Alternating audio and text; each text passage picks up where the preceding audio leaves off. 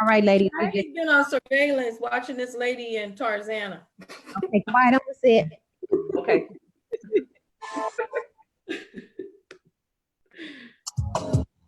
Still I rise, no matter what may come my way.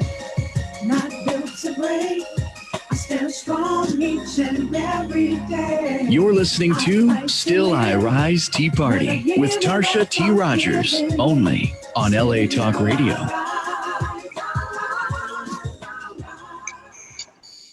Good evening, everybody. I am Tarsha T. Rogers, and I am your host for the Still I Rise Tea Party / Wine Party. And I do have my favorite glass of Stella Blueberry that I am stuck in the Stella Blueberry, and I'm about to order a couple more bottles, so I'll be ready for Memorial Day. Yay. So before I reintroduce my guest from last week and then introduce my new guest this week, I want to tell you about my experience today. So I went today and I had the test done for the COVID-19 antibody. That's pretty much what I did. Yeah. So with the antibody, they're able to test to see if you have had the virus at any time, at any point in time. And I guess it's to kind of know, I think they're not really sure, but they're trying to figure out if you've already had it, are you kind of immune to it, at least for a little while? Well, I know back in January, my husband and I were both very, very sick. And then eventually Braxton, as he left and went back to school, he ended up really sick as well. And I'm talking 2 weeks flat in the bed, can't do anything, coughing our lungs out. And for me, fever, although I have fever with everything, it's just my makeup. But I had a really high fever and all of that. And gradually we started to get better. And I know I had the flu back in November and they did the whole swab up the nose. Well, I did the swab. I snatched the swab from the nurse and said, no, let me do it. And I did the swab up the nose and they said that I had flu B. And that was right after coming back from Paris. So that had me in bed 2 weeks. But then that thing that came in January was even worse. And I just really want to know if I have the antibody. So I went to Quest Diagnostics. I did have to pay for it. I think you can go through your insurance and your doctor, but it's a long type of bureaucratic thing. And I didn't feel like doing all of that. So I did my research and my digging as usual, Tezra. And I found where I could actually just pay, I think it was like $100. And I went and paid and actually did the test today. And they stick you, pretty much take your blood. It's a needle test. And they'll let me know in a couple of days if, I did indeed have the antibodies. But I truly believe we had this back in January because we were pretty sick. So I'll let everybody know what the results are. But it was a fairly simple process. I was freaked out more about being around people. But luckily, because I had an appointment, the whole thing was very seamless. You take your phone. You can scan your phone and let them know that you're there. And then I sat back in my car until they called my name. And then I went back in there and I was in and out in 5 minutes. So, and they weren't seeing any sick people, Quest Diagnostic. That's why I went there. They pretty much, do like testing for if you're about to have surgery or, blood work and things of that nature. So if you're sick, they won't even let you come in there. So that was my experience today with getting tested for the antibody. So we'll see. That's kind of funny because I got a phone call from Dr. Kaiser. Okay. I'm a coronavirus survivor. They wanted my blood. Oh, okay. So they said they needed my blood so that they could try to heal other people who have it. I'm kind of like up in the air about it.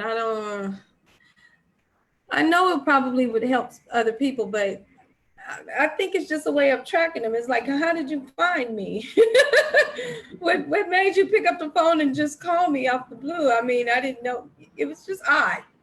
Well, they're definitely tracking everything. And I think they're kind of treating it similar to like the measles. If you catch the measles, not only are they going to ask you to quarantine yourself, but they're going to question you. Where have you been? If you've been to Starbucks, they're going to notify Starbucks. They're going to try to contact, everybody that was in that Starbucks at that certain period of time. So I think that's what they're going to end up starting to do with this virus as well. So I guess it could get a little scary.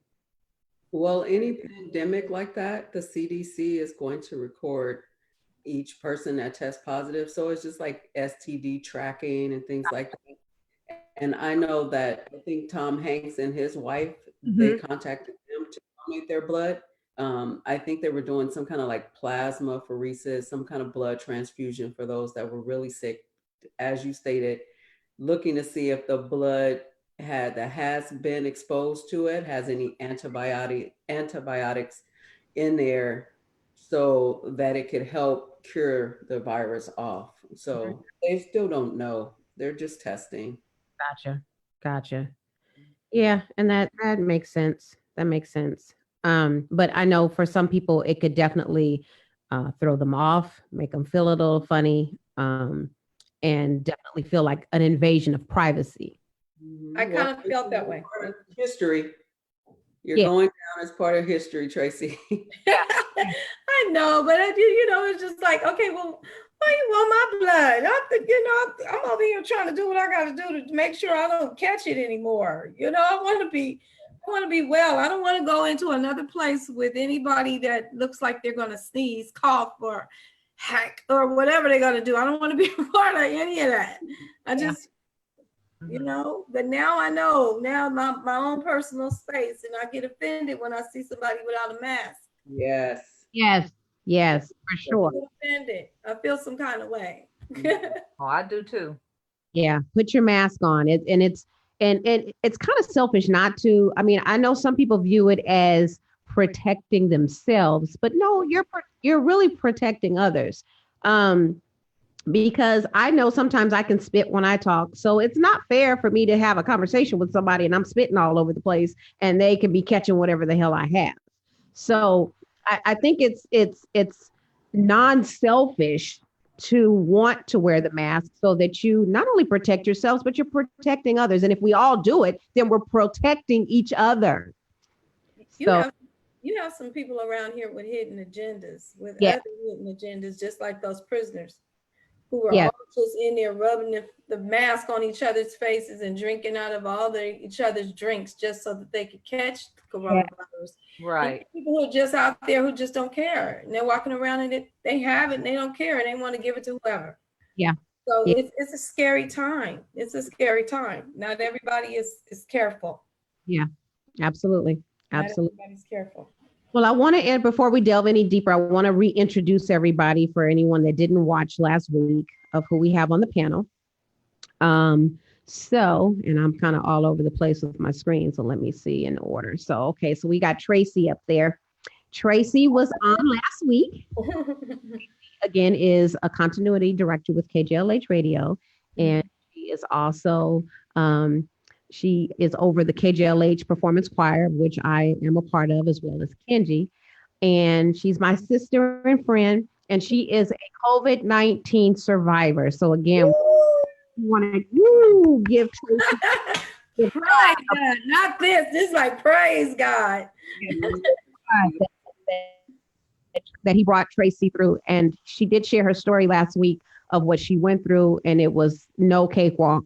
And we're just blessed that she's able to be now on the other side of it. Yes. We also have Miss Tezra, my baby sister, who is a senior administrative assistant with Cedars-Sinai. And she is blessed enough to be able to work from home. I thank God for that, and that she's not in the actual hospital anymore. She used to be, but she's not anymore. And she has her master's in health administration. So I feel she has a lot to contribute to this conversation. And then we have Miss Fiji Simmons, who I had the pleasure of going to high school with. We were Red Ties, class of '87 at St. Mary's Academy in Inglewood. And Fiji is a registered nurse. And you're also studying to be a family nurse practitioner, correct? Correct. I'll be done in August of this year. Yay. Hey, and you work with City of Hope? I do. I do interventional pain management for cancer patients. Wonderful, wonderful, wonderful. And then down there at the bottom of the Brady Bunch screen, we have Miss Kenji. Hi. Kenji also has a lot of knowledge to share with this panel, as she knows has family members that have had the virus, and you had family members that passed away, correct? Correct. Yes, yes. And Kendry is in the legal profession, and I know also on a side, her side hustle, Kenji is an event planner and coordinator, and she does decorations and all that. So I know, how is that, before we get to Fiji, how has that affected your business, Kenji? Because I'm sure your business has been affected by this. I'm sorry, not Kenji. Yes. As far as which one, the event planning business? Event planning. Well, it affected it because it slowed down. Mhm.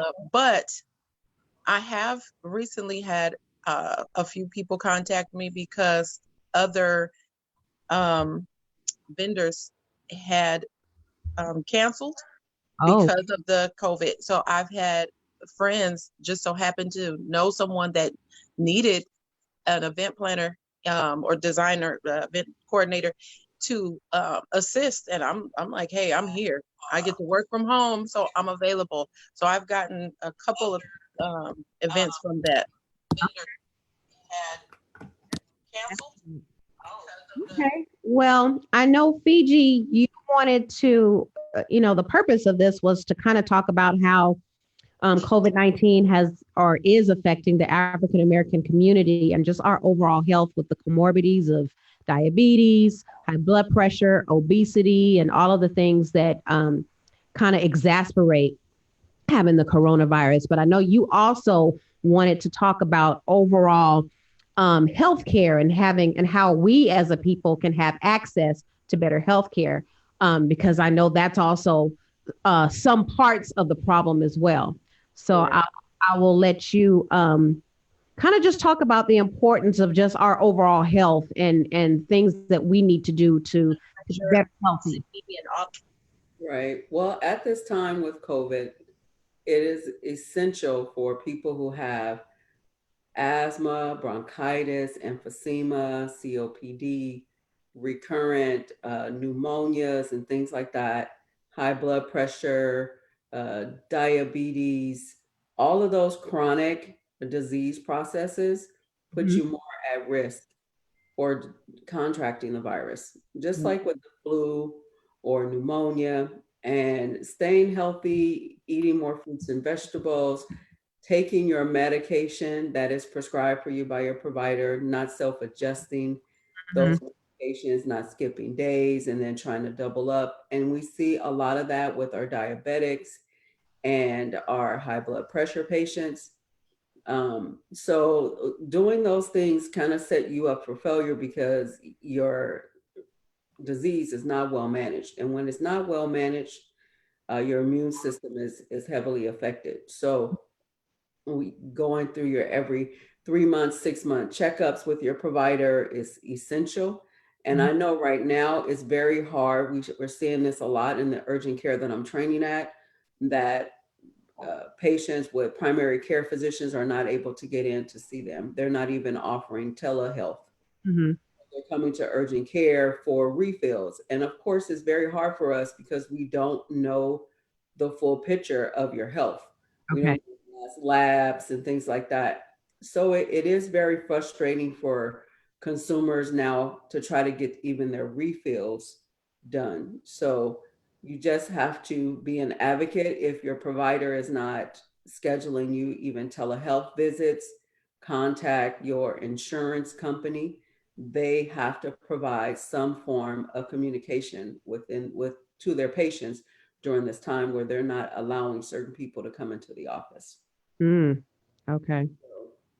access to healthcare. I know that's been a heavy topic since COVID started, and we're seeing a lot more people feel like they're being discriminated against because they're African American when they go in to seek help, or being turned down for testing.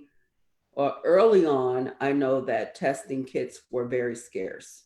Mhm. And it wasn't that, they're discriminating against African Americans or Hispanics or Asians or any other race, but they had to, utilize the kits that they had available for those that were the sickest. Okay.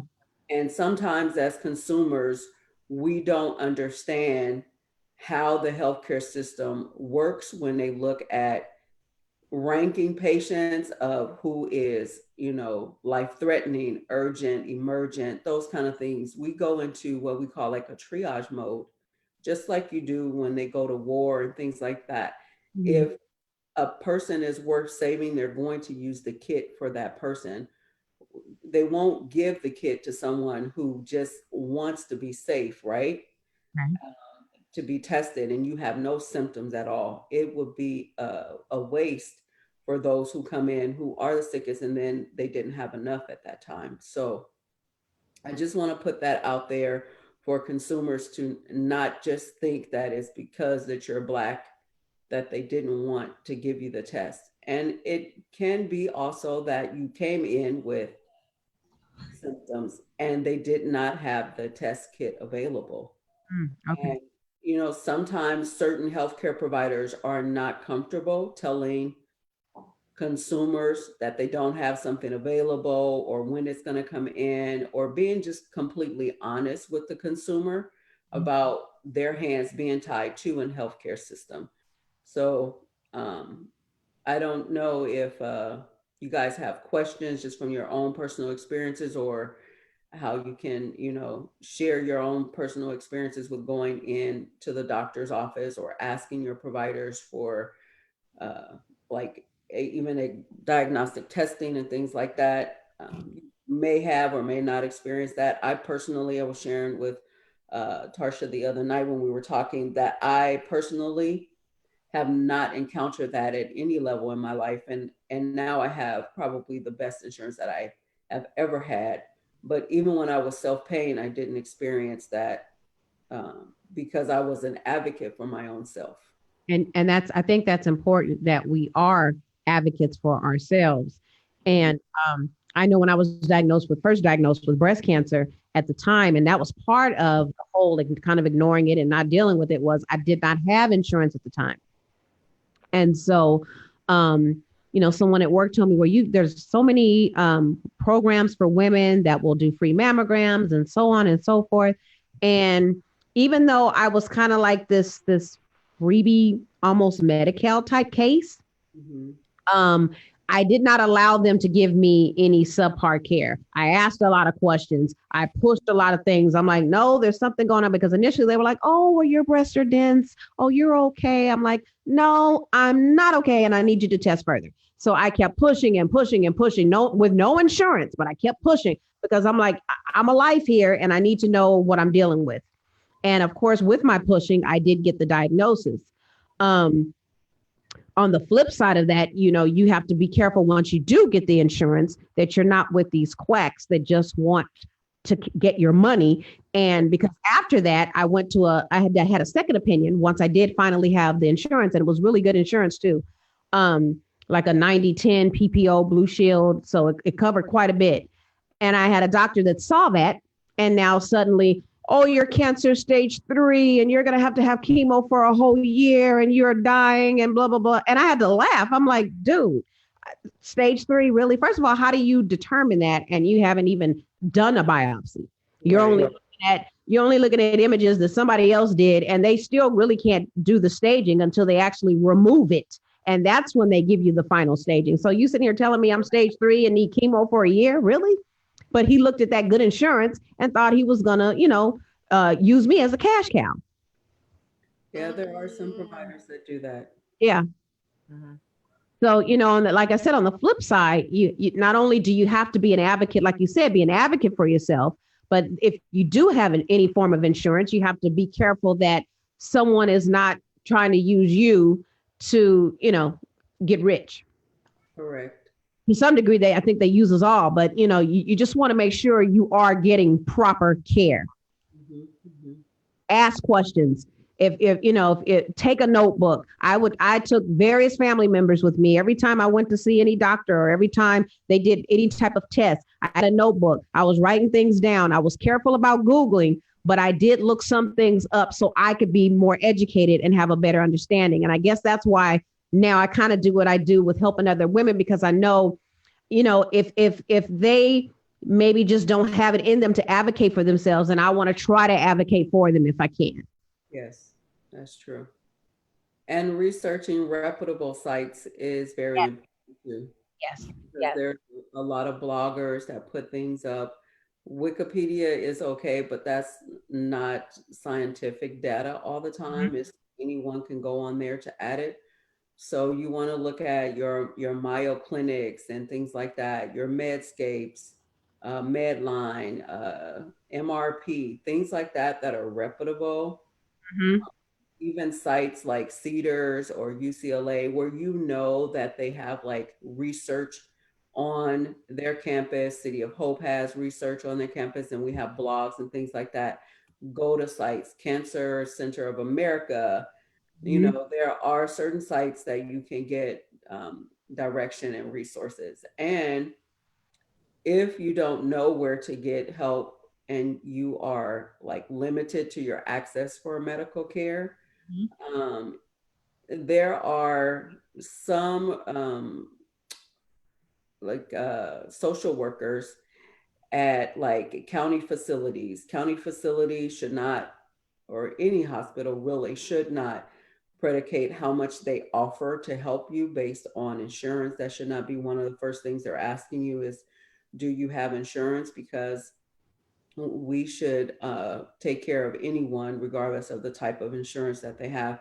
So if you're experiencing that too, or they're trying to get you to go to another facility because you don't have insurance, if you are there and something happens to you on your way to another facility, they can become liable for that.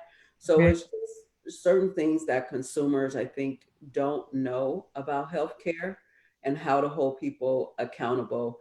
But since we are all at home now, I think that there are some things that we should encourage each other to.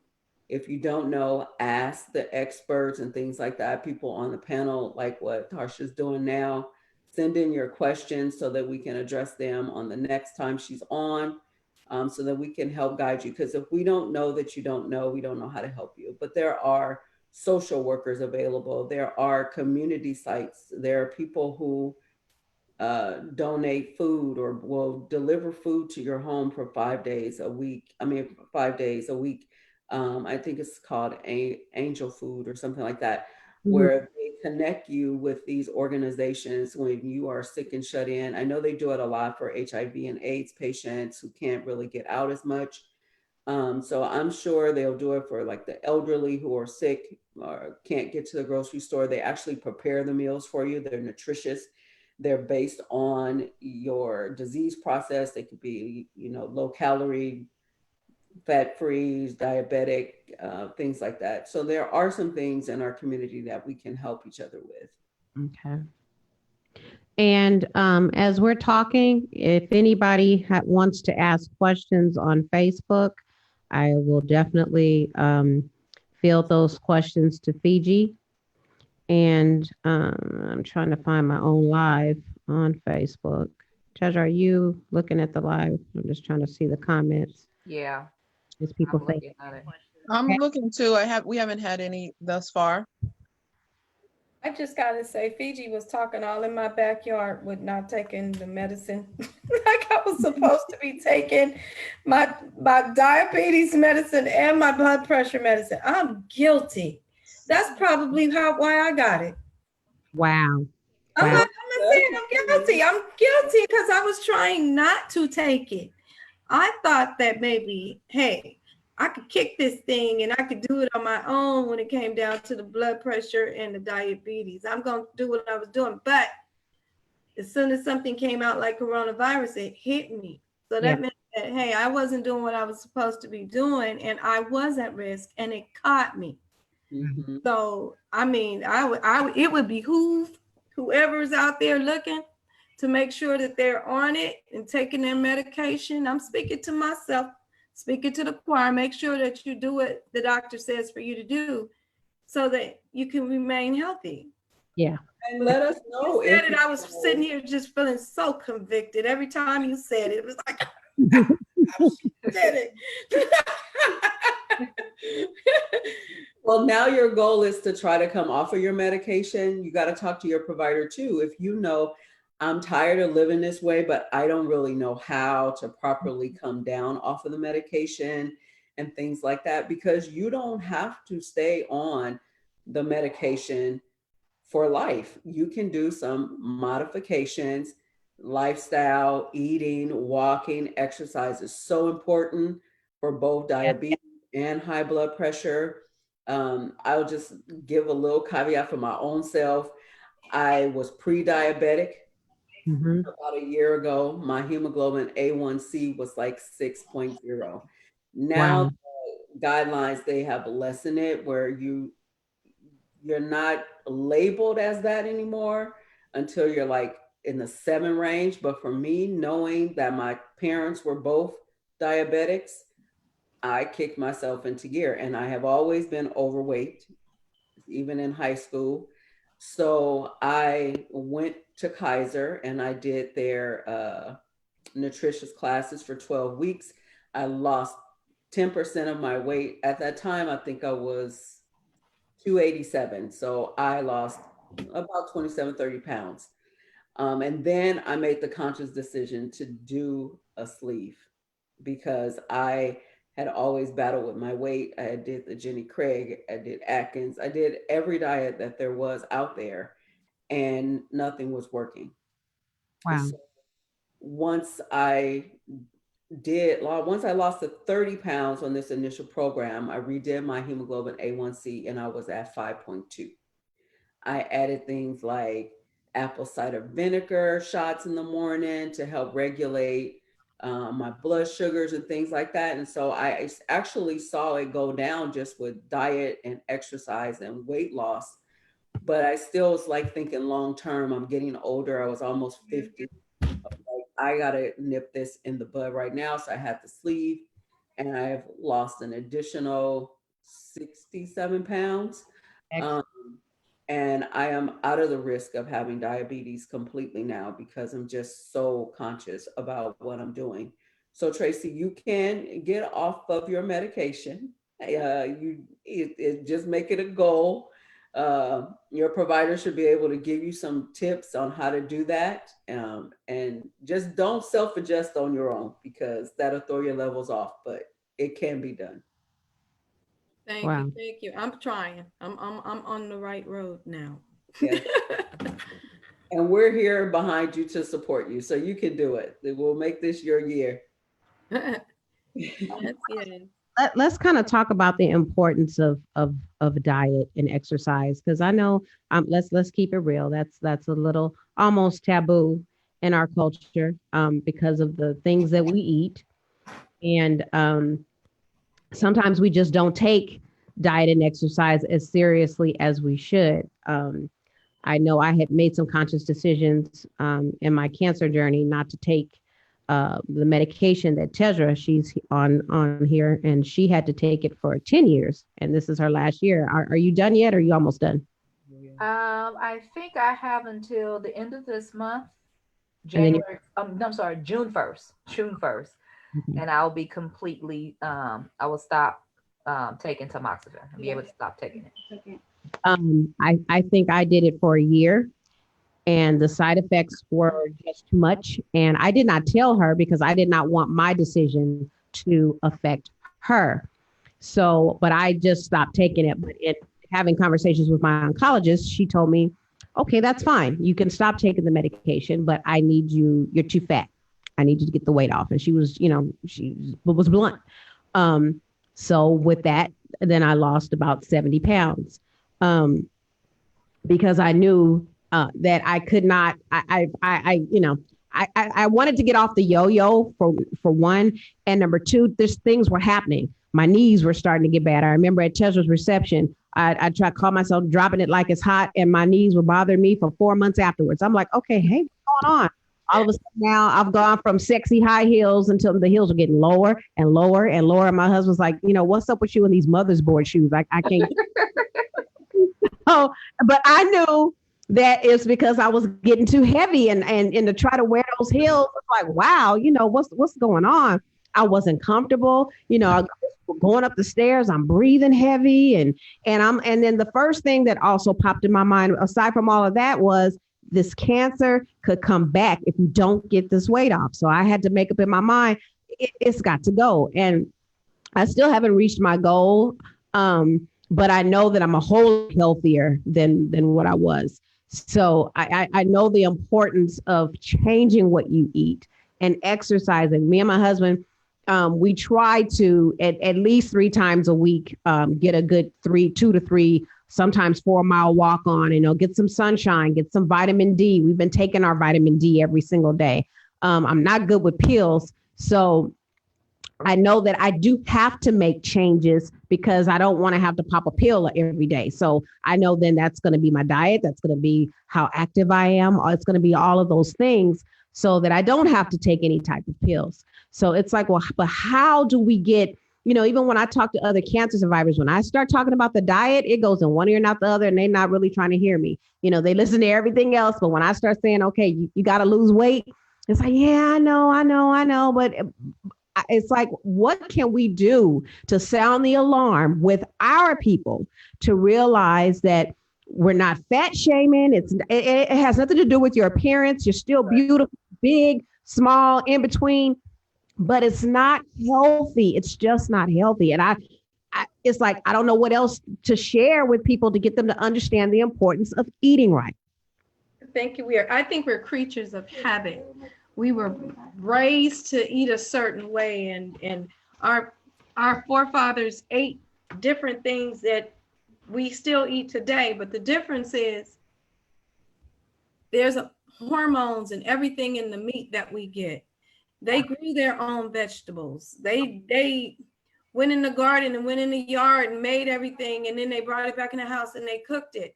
We go out and we buy these different veggies from the stores, and they're filled with pesticides and all kinds of different things that will make us sick.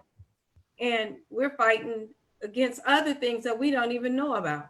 We don't know about the fillers in the meat. We don't know about the pest. We don't know what they cooked or what they made the food with. So we're now the same food that we would see the people on Soul Train that was always so skinny, getting their groove on. They ate the same stuff that we're eating. They ate greens, they ate fried chicken, they ate macaroni and cheese and candy yams. They ate all of those things, but they were skinny. Me and my husband talk about that all the time because he's a fanatic. And that's the first thing we notice when we watch a Soul Train video is everybody was skinny. Everybody. And they ate the same thing. They ate the same thing. Now we eat it and we look like a half a side of a house. It's horrible. God, now make a garden. I think that's one of the things. If you have the means to go outside and dig up some dirt and put some seeds in there, it would be worth your while to do that. I would love to do that. I'm scared of bugs. Oh, Tracy, don't tell her to get no garden because she won't tend to it. Well, see, no, she doesn't necessarily have to. She can do it in pots. Yeah. You can just get like a planter and get pots, a planter box, and put pots in it, and plant what she needs in the pot. No dirt for her. Right. I'm giving you an easy way out, sis. Come on now. Come on, I think it's for all of us. We can all put a little planter in front of our house and put some little, I have a sister-in-law. My sister-in-law grows everything. She grows kale. She grows greens. She grows lettuce. She grows garlic, green onions, everything. She just goes to the garden and gets them. Yeah. My mom when my mom lived in front of me, she used to plant stuff here on the side. And when she would pick those greens and the cabbage and all, and when she would cook it, it would taste so good. The taste is different because of all the pesticides that aren't used to that are sprayed on those. And I was also going to say, you look how big our children are. Oh my God. I You think could that's go somewhere and see a lot of these young girls are developed way ahead of time because of the foods that they're eating. And I also think people are lazy. This is a technology-based Yeah. society now. When we were little, a punishment was, I'm gonna make you come in the house. Right. And now the punishment is, I'm gonna make you go outside. Right. My 5-year-old and my 6-year-old nephew, when I told them go outside while I cooked them something to eat, they didn't want to go outside. And when the food was ready, I go outside and my son is standing there in tears because I made him go outside. That's unheard of. So it's not only the food, Yes. it's people are lazy. yeah. They'd rather be somewhere on a phone Or playing a video game. or playing Right. that's Well, what One thing, this coronavirus has made everybody cook. You come up with Yeah. all these different ways to go in their kitchen Mm-hmm. and cook the pesticides in the filler filled meat. And you know what? I think that's helped a lot. We went to the because- store and stood in line for like an hour for. Yeah, I think that cooking ourselves has helped a lot too, because I think if I wasn't cooking as much as I find myself eating, I would probably be humongous again. But definitely cooking our own stuff has helped a lot, because maybe once a week we might do an El Pollo Loco or something like that. But for the most part, we're cooking every single night. Mm-hmm. Then you're controlling your salt intake too. Oh yes. Yes. Yes. Because you go to these restaurants and you're getting your favorite food and it's highly seasoned, and everything, but you're controlling how you prepare your food, Mm-hmm. which is much better than, some restaurants. Right. Yeah, But I'm it's almost especially- afraid to do out because you don't know what they have. Yeah. See, I'm a survivor now, so now I need to know what they have. That's who's in there cooking my food. Did you Right. wash your hands for however many seconds that you were supposed to be washing them? And Right. Yeah. are you in there sneezing and snotting and rubbing your Are nose you wearing your mask? and all of that? Right. I don't know that. So, I mean, I guess that's where praying for your food comes from. You have to, bless your food. I think your best bet too is, like, if you have a favorite spot that you like to Yeah. eat at, or favorite meal from a certain restaurant, the internet is just thriving with ideas. You can always go on there and look it up. If I don't eat McDonald's anymore, but I love the filet of fish. So I know that it's made with cod. So what I do is look up the recipe for the filet of fish and Mhm. make it myself. Right. I know that Starbucks is famous for their medicine ball.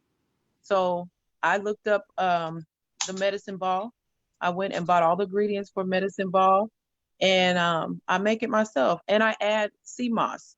If you guys have heard of the Yes. sea moss and its benefits, Yes. I add that too. And I've been waking up feeling fabulous. So I think that the thing about going out is when you want to eat something. I mean, it's quick too.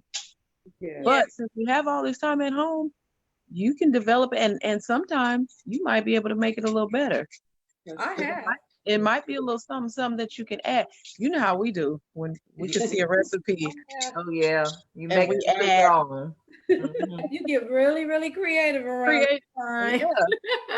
yeah. I have a Facebook comment from Virginia. Hey, Virginia. She said her son was diagnosed with diabetes in the beginning of March, and she was really scared. He was discharged from the hospital a few days before the shelter in place took effect, but she says they have changed their diets. So that's Yeah. a good thing. That, Virginia. And I'm glad your son is doing better. Mhm. You know Um, what? I can say that I self-diagnosed myself with high blood pressure. And Okay. the reason why I knew I was having high blood pressure, because I had gained weight, we're talking about weight, and I started getting my Headaches. numbness in my fingers, and I was getting headaches. Yeah, she said headaches. Mhm. And one of my coworkers happened to have a blood pressure machine, and she brought it. and my blood pressure was high. It had never been that high in my life, but I also had never been that big outside of being pregnant. Wow. And when I lost, I think it was like 20 pounds, just 20 pounds, I tested my blood pressure again and it was back down. And I pretty much self-diagnosed. Like I said, I figured it out myself, but then I also went online and I looked up causes of high or symptoms of high blood pressure. And I took the necessary steps to get my blood pressure down. So not only did I prevent having to be on high blood pressure medication, but I feel better. Good. So those are things that we can talk about, Tarsha, too, when you say how can we encourage our people in our community. We can tell them our stories and let them know, look, it's not just about how good I look, or that's a positive though, but it's how you feel. Yes. Yeah. And not to deprive yourself. Don't feel deprived, because we're not saying that you can never have those soul food meals, right? But we're saying not on a daily basis. One of those times where once we reopen and the restaurants are back open, let that be your cheat meal. And then maybe even share it if you are a couple or something like that, or you're going out with your girlfriend. Agree on something that you can share so that you're not consuming the whole thing. And don't be afraid to ask the restaurant to make the food a certain way. I know for me now with the sleeve, I tend to share my meals with my significant other, just because it's a waste for me. I can only eat still about a half a cup, maybe a cup. It depends on what it is. So it's a waste for me. But then even with that, because he has suffered a heart attack at 47 from not exercising, he too now has had to make changes. So we don't do the all you can eat shrimp at Red Lobster anymore, where he's taking down 20 boats like he used to. It's funny that you say that, Fiji, because that's another part of what Tracy was saying about, back in the 70s when watching Soul Train, everybody was skinny. There's another reason for that besides what they're putting in the food: portion control. When I think about how a plate that my mother would fix for me back in the 70s as a little girl, like if she fried chicken, she gave me one drumstick, she gave me some vegetable, maybe a handful of vegetables, a handful of a starch, and a half a slice of bread and a glass of milk. If I wanted seconds, I could go get another piece of chicken and maybe a little bit more of whatever, but that's it. Now, I'm speaking from my house. If there's fried chicken here, everybody here has at least 3 pieces, if not more. So it's right. The portions have changed. Restaurant portions have changed. So I totally understand. I make a rule now. When I go in a restaurant, I get my plate. Excuse me, can I get a doggy bag? Half of it goes in there, and I eat what's left on the plate, and I reserve to take the rest home, because the portions. And that's what was my downfall, is the portion, because I'm a food addict. So if it's there, I want to eat it. Yes. So I try to remove it and not as much of it, because it's the portions are ridiculous. And I think that's why obesity is such a major problem now in this country, is because our portions are humongous. When we went to Paris, we ate all I was like, oh my God, I'm going to go back home and I'm going to gain. I know I'm going to get on the scale. I've gained 10 pounds. I didn't gain anything. I think maybe 1 pound. Because even though we were eating all kind of rich foods, but the portions were so much smaller. And of course, in there, they don't put all the preservatives or whatever, but the portions were smaller, and it just didn't do anything. I think it's the supersizing. Yes. Supersizing. And what's so crazy is we'll go through the drive-through and they'll go, do you want the large? It's only 29 cents more. Right. Okay, well, give me the large. So here you are with this extra fries and a big old soda, just because it was only 29 or 39 cents more. You're trying to get your money's worth.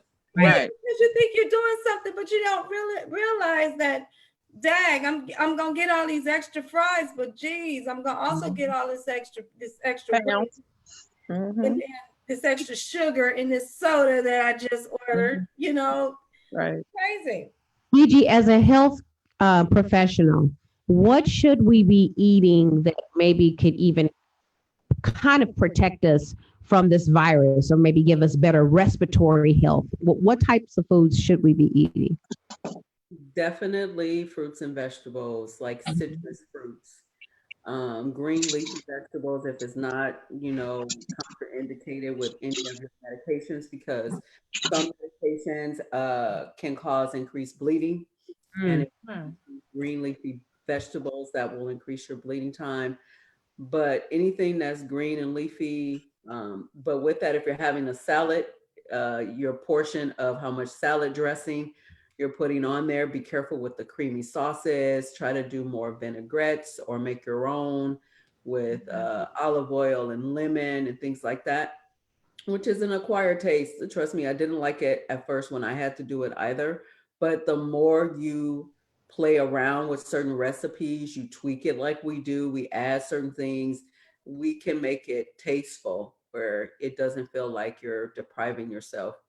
And then if you can afford it, I know this is another issue that we've been talking about in our community is financially, everyone can't afford all the supplements, but if you can, vitamin C tablets, zinc, if you can find it too these days, turmeric is good for inflammatory process.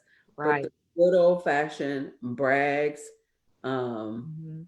apple cider Apple vinegar, cider vinegar. Butter vinegar. Yep. it's perfect. I know it doesn't taste the best, but if you can take a shot of tequila, you better try and take of the apple cider vinegar, because that's how I used to do it. I would put it in a shot glass or warm it up with some warm water and just sip it, either before bed or early in the morning. I would recommend that that's something you do every day because it is so acidic that it can mess up the lining of your stomach, but it is definitely something that is very good for your health. Mm-hmm. What I food? take the pills. I just wanted to add that. I wanted to know if she knew about the pills. There's apple I have cider the vinegar gummies. pills. Yes, I have the Turmeric gummies. pills Those too. Slowly gummies. Yes, I have those now. Okay. Yeah. Just ordered them. Now, Tarsha, one of the things when you do have coronavirus, you don't have much of an appetite at all. Mm. Don't really eat at all. I can't because I lost a lot. Just not. Um, it seemed like it really, honestly, it broke my body down. Mm. I find myself smaller in places that, like, okay, well, I had muscles in my thighs. All of a sudden, my thighs seem so loose now. It's like, okay, well, what happened? What did I do? They said that coronavirus is harsh on your body. Mm. It does a lot. It breaks a lot of stuff down. Right. Have you found that to be true, Fiji? Do you know anything about that? I have heard that, and it's most likely it's muscle wasting. So you want to try to rebuild that muscle. So protein, if you do your follow-up, if they have you scheduled for a follow-up, have your doctor look at your albumin levels and things like that to see if you are, losing protein, which helps rebuild the muscle mass. So that's a good thing to include in your diet is good proteins, which are not always in the forms of heavy meat. So try to stay away from red meat because it's hard to digest, but more omega-3 fatty acid fish types with like salmon. You can have shrimp, you can have the lobster and things like that. But I think the omegas, the cods, I know a lot of people don't like tilapia, but tilapia is a healthier version of a fish. What about sway? Whey is I eat good. that all the time. Yeah, I love sway. I would take sway over tilapia. Me yeah. too. Oh, Well, I always throw out tilapia because it tends to be inexpensive Right. for people who are on a budget and can afford to, purchase that as a healthier option. Mm-hmm. But to stand away from things like whiting, I don't think whiting is a good option of fish. And we as African American people tend to like whiting. Mm. The same thing with filet of sole, sand dab, buffalo. Those are, red snapper. Those are the fishes that we as African American tend to use in our home, and we fry them as opposed to baking them. or searing them. And that's also another good option, is to change how we eat the fish. Air fryer. Air fryer. I can't say it enough. I love my air fryer.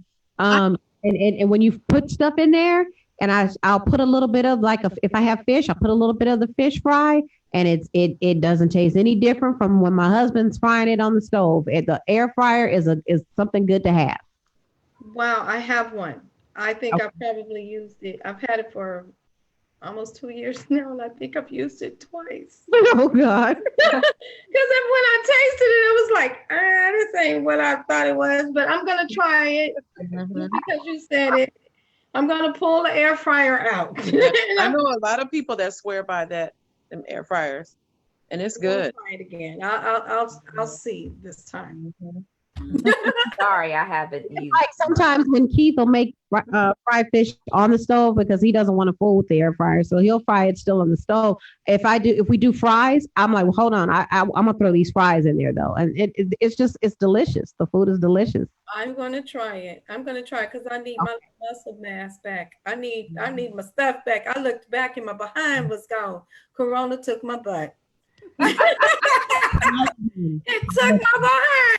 Somebody call the police. Corona done stole a butt. My secret to not even with losing the weight, nothing flabbing and jiggling and hanging and sagging, collagen. It's good for the skin. It's good for your bones. Collagen is good for so much. And I put it in my coffee every single morning like clockwork. Okay. And collagen will build all that back up for you. I've seen that. I've seen the collagen, but I didn't know too much about it. I've seen it actually. I will send you a picture. I'll send a picture of the one that you need to get. It also grows your hair. Wow. I got it, Tarsha, and I use it now because of you. Yeah. So thank you. Grows your hair. Look up, just Google collagen protein and what it does and the benefits of it. Okay, I'll try that. And along with these buttons. Those of us that are, we're at our 50s now, it's really important. I think it was you, Tesha, that called me Benjamin Buttons. Well, part of that is. That's right. I'm like, no, it's a compliment Well, that's a because good thing. she took a picture. And I'm like, and I'm aging backwards. wait a minute. Did you do a deal with the devil or something? Her skin looks so smooth. And I'm like, well, I guess this COVID, everybody's staying in and getting rest. That's all they doing. So You better get your beauty sleep. no, one thing about this virus though, I had to kind of corral my eating because I guess in different ways I was, being nervous. And I've never been a nervous eater, but I was starting to be. And I'm like, okay, let me just pull back from this table right quick. Oh, I've seen go back to the portions I'm used to eating. Yeah, so I think people are eating out of boredom. That too. Yeah, we're all stuck in the house, and we're what to do now? Let me go eat something, and you're not hungry. And how many times have you opened up the refrigerator? If that could talk to you, they probably will say, "What the heck are you doing here now?" That's an adventure. And on a trip to the refrigerator. Get your nephew because he stays in the refrigerator. Oh, my nephew? Oh. That's in the morning. He's in the refrigerator. What are you doing? You should empty it out and just put everything to the side. So if you go in there, there's nothing in there. Right. What would he do? What would he do if it was just empty?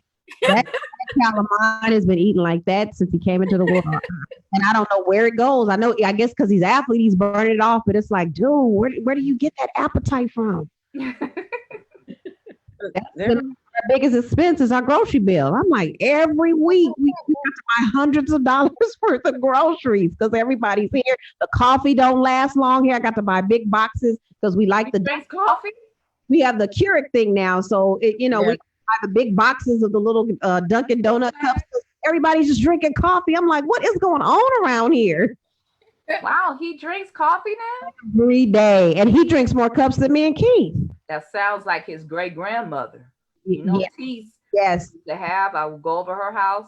she'll drink sangria, Or Folgers all day long. and she'll have her little pot. I'm like, okay, Tease, how many cups have you had today?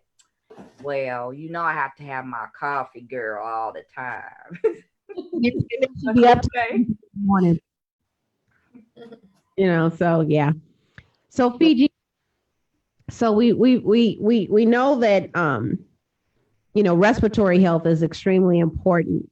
Yes. How does obesity kind of play into that? Because I've noticed some of the people, and I'm not trying to stereotype or anything like that, but I have seen that a lot of the people, particularly African Americans, that have passed away from this COVID were extremely obese. What is the correlation, or is there a correlation with that? There definitely is a correlation to that, because most of the time we as African Americans, will carry our weight in our abdomen. Okay. And statistically, research shows that belly fat predisposes you to cardiac disease and things like that. But just having the extra fat, the diaphragm is pushed up, so your organs are out of place. You're not able to take those deep breaths in and out, just because there's limited capacity for how you can expand and things like that. And there's a lot of inflammation in the body when you carry around a lot of extra weight, which, with that, you have to be careful with how much dairy products you're eating. And there's a list of food types and groups that cause extra inflammatory processes in our bodies. So all of those things play a huge factor. So, but most of the time, if a person that has COVID is passing from that, it's because of the decline in the respiratory system. If you're a smoker, your lungs are compromised. You don't know how much damage smoke does, but both firsthand and secondhand smoke. There are people who have had lung cancer due to secondhand smoke that they've been exposed to, or environmental things. Wow. So all of those things play a huge factor when you have to go on a ventilator, and the ventilator is helping you to breathe on its own, to breathe for you. And when it's time to take you off, if your lungs were already, decreased in some sort of capacity, being on a ventilator increases that risk factor of you not coming off, which is why they use that as a last resort. Wow. Yeah. Yeah, and I know Tracy shared with us last week. If you want to reshare that story, Tracy, she shared with us last week how her doctor did not want to put her on a ventilator and was telling her, breathe. So I'll let you share that, Tracy. Well, to go back to that story, when I did make it to the emergency room,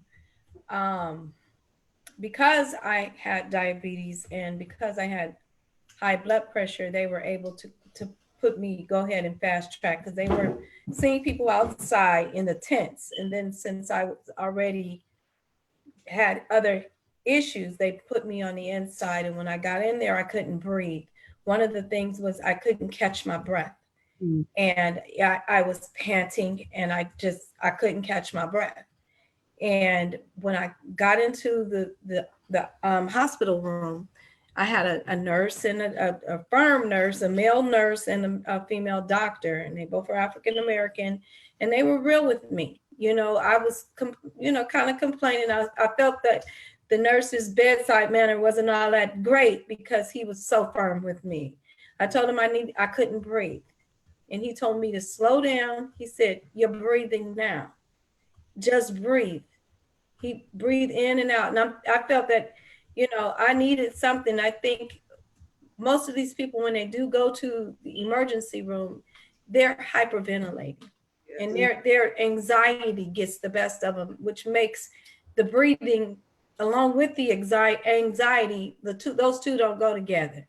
Right. Thus, you end up on the ventilator. And I'm glad that he didn't put me on the ventilator, and that he did force me to breathe, because honestly, I think the ventilator is what's taking these people out. I don't really feel that it's helping them. I mean, wouldn't oxygen do that? Wouldn't It oxygen help you to breathe better? It can, but if they look at the X-ray and the lungs are filled with fluid, or the consolidation of the congestion, or this virus is blocking some of the lung where you see no expansion, no Mhm. matter how much oxygen we give by face mask or nasal cannula, is really going to provide the body with enough saturated oxygen. And so that's why you see them do this finger test with the pulse ox, because Mhm. that gives us an indication of how much the total body has of oxygen. And when that falls below 90, and I say 90 because certain disease processes, they could be okay at 90 and still not have any symptoms of shortness of breath, like your COPDers, your emphysemas, people who smoke or have chronic asthma could be okay at 90. But when they start to fall below that, it puts you more at risk for what we call respiratory failure. So oftentimes they're putting them on the ventilator because they're nearing respiratory failure, and that's the only option to help keep them alive and breathing. Hmm. So wouldn't the amount of time that they leave them on it? I think they leave it. I had a coworker that was on it for almost a month. And Yes, then once he got off of it, they had to send the man through rehab. And to me, why would I want some type of service that I have to go and be rehabilitated from? I mean, to me, I don't see how it, I mean, I know he's better now, but he had to go through all of that, almost risking his life, having to actually live to be on this machine. That's the only way that he was going to ever live, just because of the machine. He didn't oxygen and I did it with the inhaler and oxygen. mm-hmm. And it helped. It helped open up my lungs. It helped open, with the inhaler. I feel that the ventilator is harsh. It is, and that's why it's important for the providers to definitely go over the risk versus benefit. In his case, it was more beneficial for him to go on it that long, even though it caused his body more damage. But that's what kept him alive to even be able to go to the rehab. And it's not ideal when we put people on ventilators. Our focus is to try to just rehab them quickly, right? To leave them on no more than a week. Anything past 7 to 14 days, coming off of the ventilator sometimes is unlikely. And if they do survive through it, like you described with your friend, it's a long recovery where you're going from a hospital setting to a skilled nursing facility for rehab. It's like teaching you some things all over again because your body is just so weak from being in the bed. They're doing physical therapy, occupational therapy to help them regain use of their body functions. It's almost like teaching you how to walk and eat and all those kind of things all over again because the body is just so fatigued.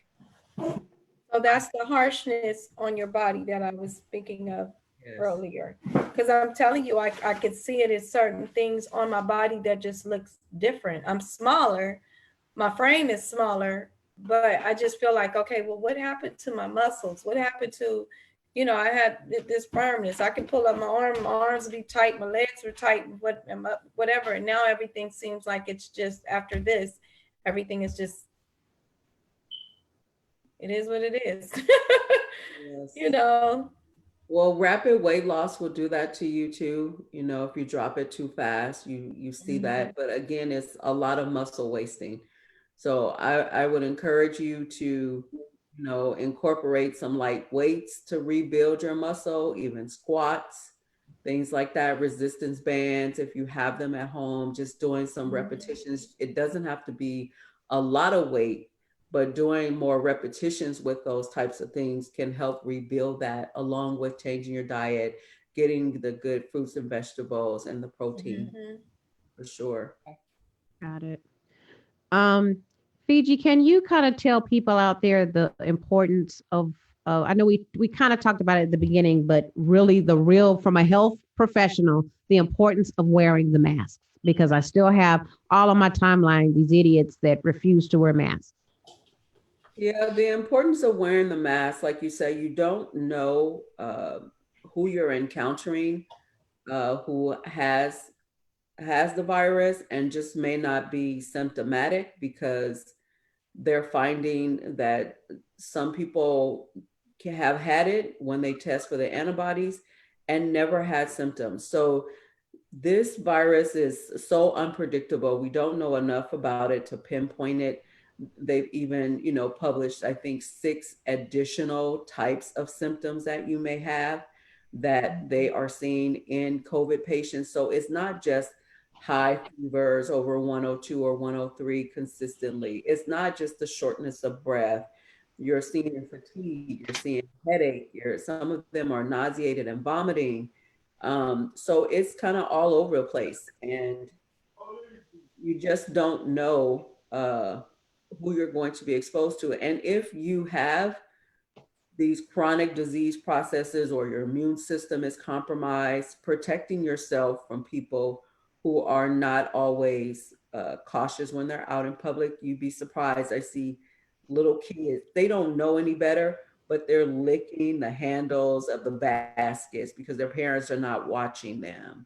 They're putting their hands in their mouth and they're rubbing it, they're licking it and rubbing it on. I've actually seen some of this stuff. I see people who sneeze and they don't cover, they chew all over the place. Yeah. So, it just behooves you right now, because we don't know enough about how it's spreading, where it's spreading, how long it's on surfaces. They're even saying now that they found it in semen. So you just have to be careful. Yeah, there was one case, I believe it was England, that they found it in a man's semen. Oh. Oh, wow. Yeah. But forgive me, what made him test it?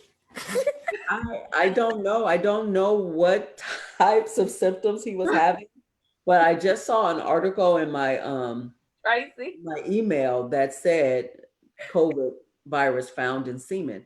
Wow. Now they're talking more about the kids being more susceptible. Before they were like, oh, the young people are not more as at risk as they were, but now they're seeing it. Children's Hospital is talking about it on CNN and on the news, and they're publishing new paperwork and things like that, where they're seeing the kids come in with different symptoms that are not like the COVID symptoms. And on that note, Fiji, I have a question on that. Someone is asking, can you speak to the symptoms in children? Because we did hear about that on the news with the rash and some of the symptoms that are a little different for them. Yeah, some of the symptoms for the kids are a little different. There's rashes, there's nausea, vomiting, diarrhea. There is fatigue with them just any change in normal behavior, from going from playing 1 minute to just laying around or wanting to be underneath mom or dad a lot more, change in appetite,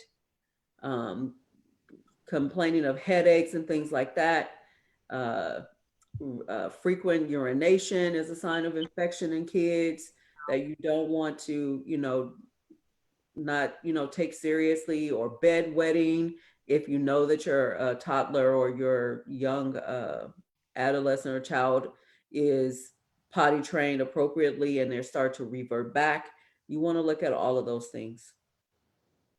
I'm not really an expert in children per se. I don't see a lot of them. I mostly do adolescents and adults and geriatrics. So I'm not an expert on that. I just know what I've been, reading and research, because we are seeing more kids in the urgent care too. Okay. I want to start winding down, and I definitely see a need for a part 3 in a different way, because I want to touch on myths. And I know the first myth that we had was the fact that African Americans can't even get COVID-19. And when I would see that on my timeline, I'm like, what the hell? Are you really that dumb? Come on now. And it just, everybody was just sharing it and spreading it and saying it. And I'm like, why would you think that? Why would you think that we're immune from this? And then as I started hearing more and more people had it and more people, I'm like, are you still spreading this madness that Black people don't get the virus? That's not true. So I definitely want to go to that level and debunk a lot of myths, because I still have people on my timeline calling it a hoax, and I can't. I have had to scale back on Facebook a whole lot. I'll post and I'll interact in my own posts, and I try not to be selfish like that, but I have to for my own sanity, because I have so many. I'm friends with so many people, you know, from singing and doing different things. And, you know, I've tried to hide a lot of different timelines, but I just see all this stuff and it's like, oh my God, I just want to shake you or punch you in the face. Why do you think all this ignorant stuff? That's ignorant. Stop it. And it's just one rumor and myth after another. And then you're putting that out there, and the people that's following you and on your page, they believe in it and they feeding into it. And it's just ridiculous. And you're going to end up dead because you believe in all these stupid myths. This thing is no joke. It's no plaything. It's no joke. It is real. I got somebody right here who's had it. It's real, and people are dying from it. My timeline is I've had people that I know that have died from it. Someone that we sang with, Tracy and Kenji and I sang with. Well, we don't know if that's what he died from, but you know, he kind of mysteriously passed away, and we're not sure what he had. But I have people that have definitely been confirmed that to have had this virus and have passed away. And it's no plaything. It's not a hoax. It's not a joke. And I just need people to just understand that. Yes. This thing is playing for keeps. It is playing for keeps. I told you guys last week I had 2 cousins pass away from Yeah. COVID. And people every day when you walk out the house without your mask, you out here in these streets just interacting just unnecessarily. You Right. know, I had a neighbor to come, so I had a person to come and visit, and I just happened to walk to the front, and I'm guilty. Look at me. I'm guilty. I walked to the front of the driveway. My neighbor came out of the house with her hands on her hips and her mask on her face. She looked at me, you out of all people. And she looked at my friends, and she looked at the conversation we all had, and she just looked at me. She said, this is some bull. Now go back to your house. And I was obedient, and I turned around and walked and came back in the house because I stand corrected. I need me. My kids need me. I need to be here. You know, so in order for me to do that, I can't do some old crazy things like walk outside, just having a casual conversation with people. I don't even know where you've been. Right. That's key, and that's what people don't understand. I don't know who was around you. They don't have symptoms, but that don't mean they don't have it, and you don't know where they've been. Stop. I don't get it, and I understand the disaster that economically that this has brought on. That's a whole nother conversation. But at the same time, this is my logic with that, because, you know, I say this all the time. Nobody loves money as much as I do, but I love my life more, and I love the life of my family more. And if I'm dead, I'm not making no money. Right. Exactly. If you dead, there's no money to be spent. There's no way to do the things that you need to do with money, because you're gone, you're dead. Or if you're laid up in ICU on a ventilator, you're not making any money. So you have to think that way. And I know that, you know, if somebody's sitting there with nobody's utilities are off, but if you're sitting there with an empty refrigerator and you've got kids to feed, that you could be telling me, you know, you can go to hell. But at the same time, you're alive. So you just have to think of it that way. And you have to realize that you go wandering off to all these different places and restaurants and beaches and nail salons, and you don't know that person sitting next to you at a table next to you, where they've been and what they got. And they're sick, but they could be sick. Mhm. Right. I need to see all you ladies on the other side of this. Yes. So we all need to do what we need to do in order to survive. I need you to survive. We You We're all part of God's. How does song go? I love We're you. all a part of God's body. Yes. Stand with me. Agree with me. Agree with me. All a part of God's body. It is his will. It is his will that Every need be supplied. applied. You're important to me. I need you. Exactly. Thank you. Now you know what I was thinking. Yes. Yeah, that would have been a good for us to sing last week with the choir. Yes. Oh, wow. Yeah. Yeah.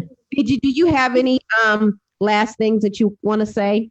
before we Well, you mentioned something that sparked something that maybe we could talk about the next time is the wearing of the mask and the types of masks. So I had a friend who is also a nurse, and she did an experiment with these cloth masks. Yes. Although they are a good barrier, I'm not 100% sure that it will do its due diligence, and that is protect you from exposure from the virus. So she did an experiment with a cloth one versus the ones that we have, even just the simple face mask. That's the yellow or the blue one that you may see people walking around with. Mhm. And she poured some just regular water with like black pepper or some kind of salt or something in there. And did it penetrate through it versus did it just float through? And you'd be surprised that the cloth one did not block out the particles from the pepper. It seeped through. So there is a chance that the cloth ones are not providing you as much effective protection from the virus as even the simple face mask. When she used the simple face mask, nothing was able to penetrate through it. It didn't even seep water through it. Wow. So, and there's controversy about how long you can safely wear those masks, even the simple face mask, with it out, breaking down, and how much protection there are. So I'm going to do some research. And so the next time we come back, let's talk about that. We've experienced some situations with pediatrics where they've had these face masks on and they're too thick and too heavy. Some have almost suffocated. So we have to be very careful with our children. If they fall asleep with it on and you're driving and it's getting hotter, we just have to be cautious. I know that there are supplies out here, and those of us who are in our African American community, and you're capitalizing on the fact that you have been able to get a hold of supply, and you're trying to charge people $10 per mask. Yes. I know everyone's money is tight. You may not be working, but let's consider this not be a time to make money for yourself and do the right thing for our community. Yeah. You have to make a profit off of it. I am asking the public to be a little bit more lenient on not charging people $10 for a face mask. I'm in I forgot that. I'm not gonna mention the name of the group because I don't know who's watching, but it's people watching that are in this group. And somebody was selling a Gucci mask. And first of all, as of yet, Gucci does not make masks. So even the one I had on today, those are not real those are not real Gucci masks because Gucci is not making masks. They're not making masks yet. Louis is, but Gucci is not. And so this young lady proceeds to sell this Gucci mask for $75. And I was just like, the comments and people were getting mad, and that's her brand. That's a bunch of bull, because you should not be, you just shouldn't be doing no mess like that. And first of all, you're capitalizing off of Gucci and Disney because it had the Mickey Mouse on there. So you're capitalizing off of Gucci and Disney. And at that time, Disney didn't have them, and they have masks now, but they did not have masks then. And it's $75, really. And I've gone back and forth because my brand, Pink Bougie, has masks. But I have resolved to give them to women who are currently in treatment for breast cancer.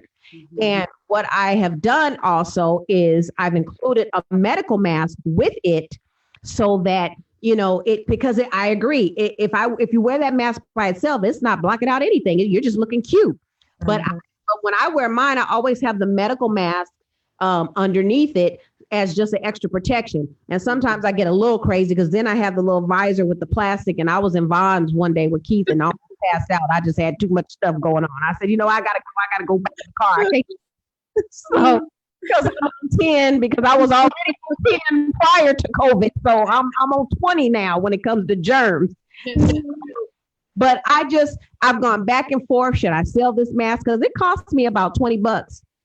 to have each one of those masks made. But I just, if somebody wants to buy it, fine. But I just haven't put it out there yet because I just don't feel good capitalizing off of what's going on. I actually made a mask at home. I tried to be creative, Mm-hmm. and I took the ankle. I saw this lady on the internet. She had the little ankle socks. Okay. Cut the ankle socks on both sides. Like she cut the part where the elastic is, it goes around your ankle, and then she cut the part where the toe was to where it was squared off. And then she put these two little slits like right in the middle, and that's where and then she flipped it inside, and then that part went around your ear. But on the inside of the sock, she put like Bounty paper towel or something so that you could change it out.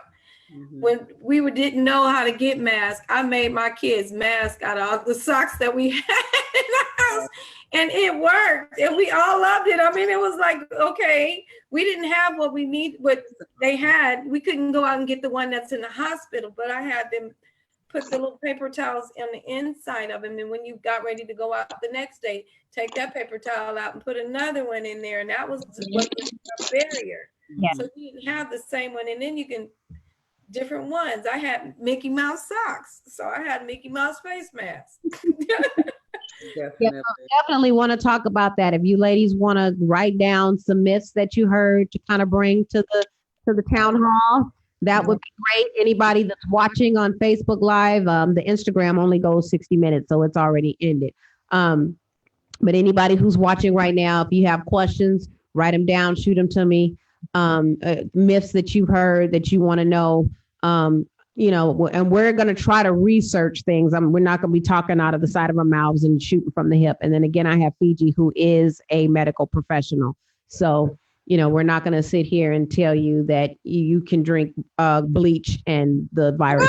Here, we're not going to do that. Yes. You want a Trump teeny?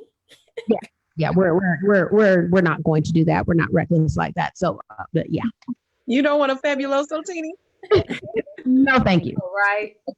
So again, any questions you have, any comments, any things you want us to talk about next week, feel free to email me, inbox me, text me, however you know how to get a hold of me. And ladies, feel free to, gather up your list so that we can go in and start debunking some of this stuff so that our people can be a little bit more educated.